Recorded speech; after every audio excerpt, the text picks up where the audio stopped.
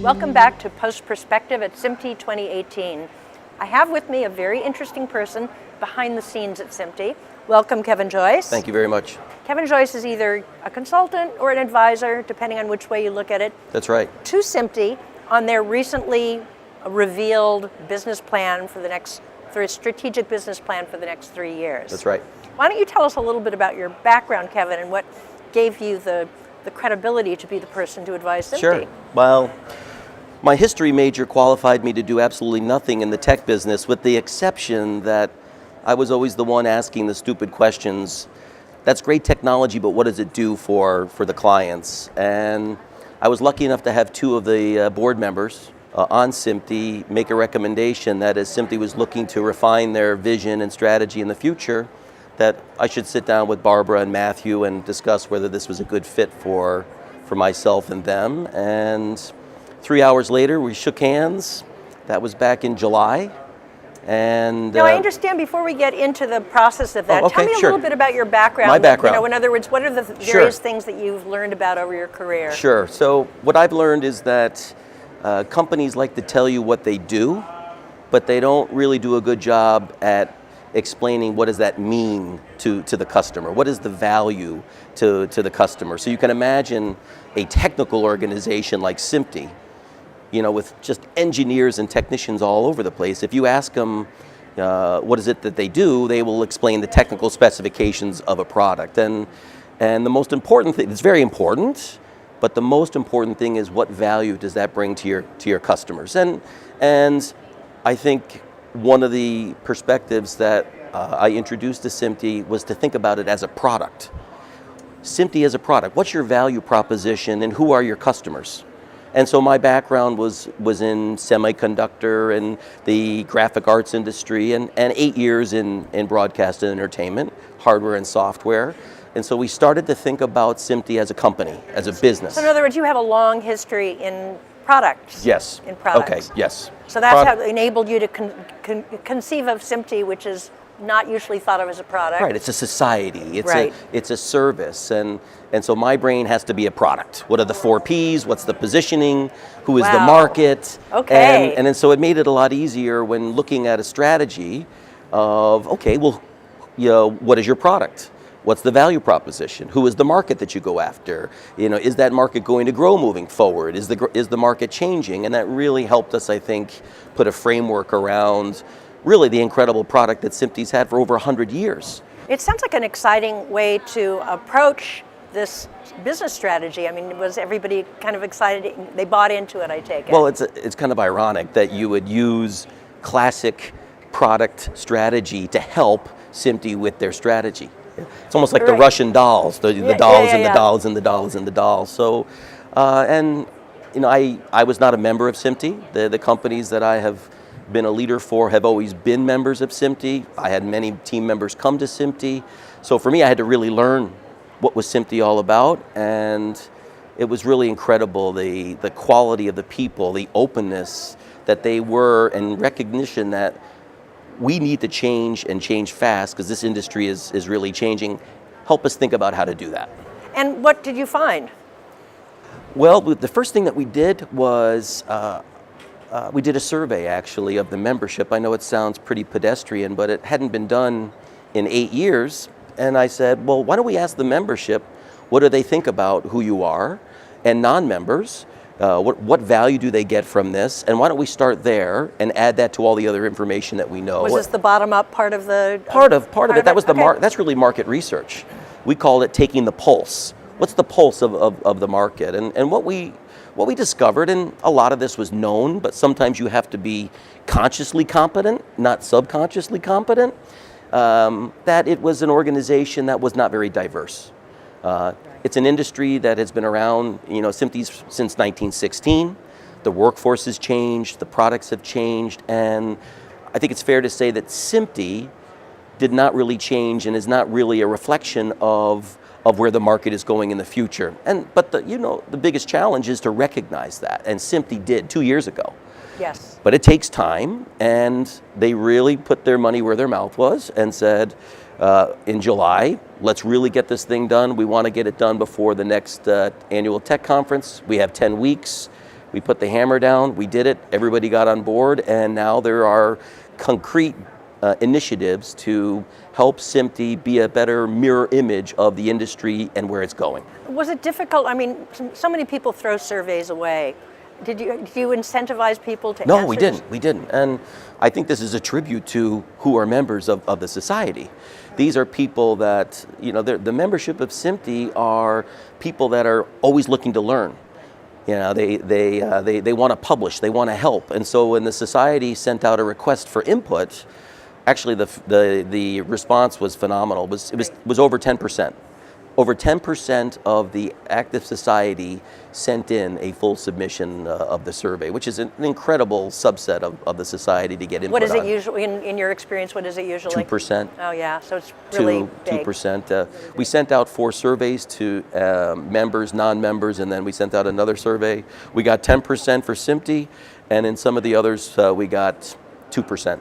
So it's a reflection of SMPTE. And then obviously you had deep conversations with the hierarchy of SMPTE, I'm presuming. Yeah, absolutely. Who did you speak with? They thought I was a bit crazy when I said that I wanted to speak to at least 30 governors, executives, and the staff members of SMPTE and HPA for 29 minutes apiece. And I had a set of questions. Because if you said you wanted to speak to them, you wouldn't get their time. They're all volunteers. Right. They've got full-time jobs.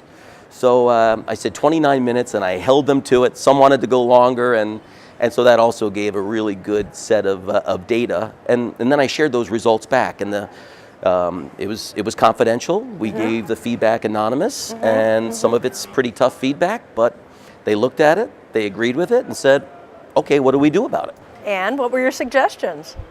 The first suggestion was when you have any organization, language is the most important. And it might sound simple, but what a goal is for somebody is a strategy for somebody else, is an objective for somebody else. A mission's not really a mission. You don't have a vision.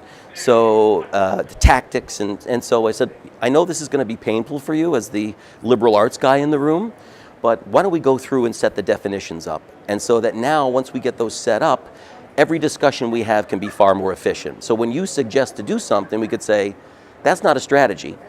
SMPTE's got 5 core strategies, and those are long-term strategies. When you get below that on an annual basis, those are objectives within a given year, and then to achieve an objective is a tactic. And they're engineers. Once you structured the discussion, and the hierarchy, everything started to flow a lot easier. You standardized it for Yes, them. we did. I love that. We did. So I think that, and they loved that. And that structure made it a lot easier. And now that's the language. That language does not change. It doesn't change next year. The 3-year plan is in place. Now, unless something major happens, those strategies are going to be valid for, not forever, because strategies will change. You achieve them or you don't. And if they need to be replaced, you replace them, you acknowledge, but there's a formal process in place to do that. And also everybody has the same frame of reference, which is important, right? Absolutely. If you're not certain what a certain phrase means, like the mission, you can go look it up. Right.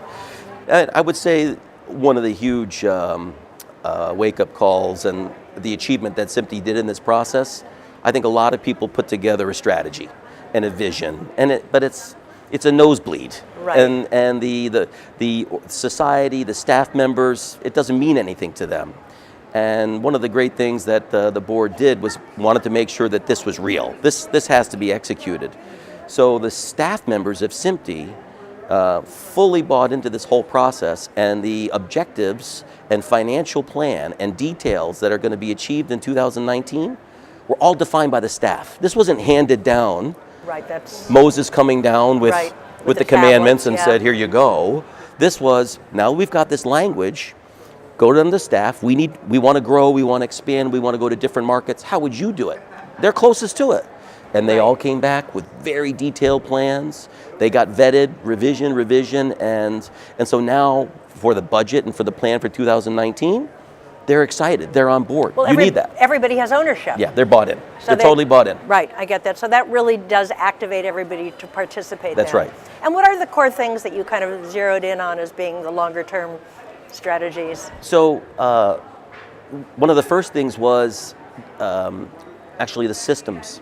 the physical systems in place in order to communicate and engage with the marketplace and with the members.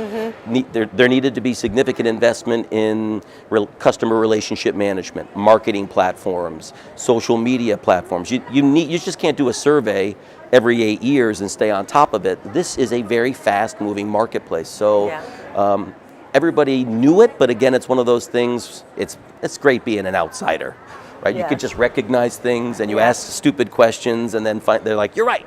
And so investment in, significant investment, the board was very supportive, and in 2019, SMPTE is going to deploy state-of-the-art technology to engage and stay on top of the marketplace. That was a huge one. That's huge. The other was thinking about SMPTE as a business. And so as a nonprofit, that does not mean that you should still not be an efficiently run business. And any of the potential surplus you have should go back into investing in people and training and the whole society. And so SMPTE really took on a far more disciplined business approach to 2019 than they have had historically, with actually showing a net operating profit in 2019 if they execute on the plan. Excellent. Any other points you want to bring out that are, would be interesting to people? I would say that the number one priority for SMPTE is speaking the language of who are media professionals in this day and age. The whole notion of broadcast engineer is an antiquity by itself, and I think reaching out and having, if you go to Google and you go to YouTube and you go to Amazon and you go to Hulu, and I can go on and on and on, there's not a lot of broadcast engineers, but there are a ton of very, very smart people that are doing things in video and movies and television that would benefit greatly from being in this society, and that the society would benefit greatly from them having them. And so I think the number one thing that needs to be done in 19 and 20 and 21 is to really get out and have the society and the marketplace understand the value they can get from each other. It sounds really exciting. So with this being a 3-year plan, we're going to start to see changes this next year. Already, once this conference is done and the team can take a deep breath, because the amount of work to set this up is huge. Yeah, the plan doesn't start on January 1st. The plan starts as soon as they get back. You have to be prepared and get ramped up. So absolutely, and the measurement of the success of this takes place on a monthly basis. So the goals are measurable, SMART goals they're called, and every single month the board and the whole society will understand the progress they're making towards those goals. Are you going to be checking in with them over the months to come? I will. It's when you're involved in it, you just don't want to walk away. Absolutely. And so this is only as good as its success. And it's been a pleasure working with them. They've really treated me like family, and I want to make sure it works. Well, you're still part of the family then. Yes. Let's toast to the success of the strategic business plan. Yes. Cheers. Thank you very much.